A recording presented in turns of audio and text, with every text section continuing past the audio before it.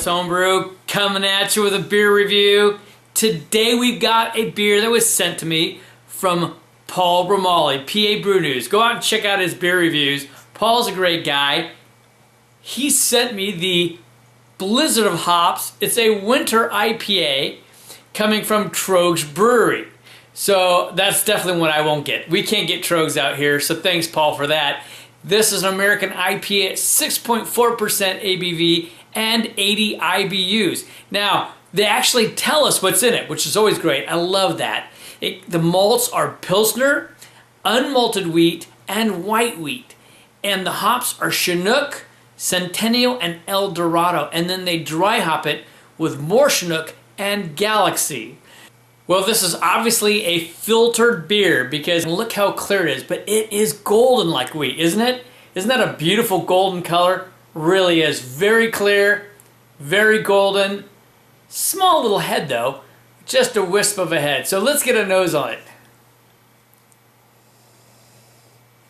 Oh, right away, there's some light sweetness on it. It's just, I don't know how to describe that. It's just a light sweetness, a very nice like bready and biscuit malt type sweetness. And the first things I get off that besides the sweetness is some citrus, particularly like sweet grapefruit, but like a yellow grapefruit, not your pink grapefruit. And lemon. You get some lemon, a hint of orange on there.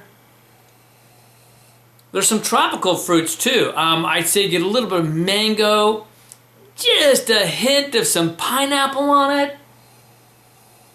Wow, and there's some other stuff too, but yeah, light, nice tropical lemon, grapefruit, a hint of tangerine maybe as well, a nice breadiness and some sweetness on there, and a slight hint of resin too. So there's just a little bit of pine resin on there too. So let's dive in. Cheers.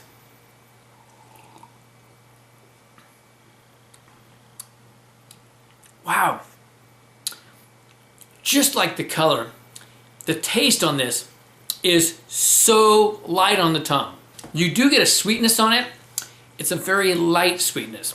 It just kind of sits on the palate. It ever so lightly dries out, but just a hint so. A lot of that sweetness still just sits right there. Kind of nice. I get the grapefruit most predominantly of the citrus on there.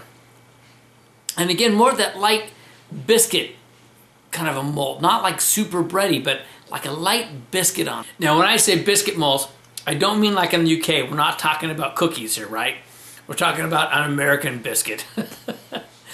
So, nice flavors. Just hints of the tropical. The flavors on the tongue aren't as strong as they are in the nose.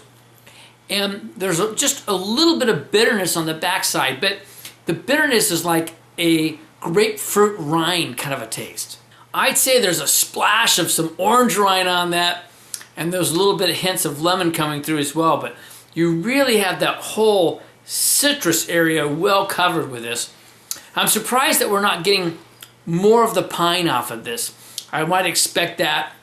You know, Centennial is pretty mild, but Chinook is accounting for a lot of that grapefruit, I'm sure. I would expect a little pine off that I'm not getting. It's funny though, I don't think of this as a winter ale. I think of this as being like a really nice summer ale. Very fun. I'm going to take a moment with this and I'll be right back with some numbers. That's nice. I haven't had an IPA in a while.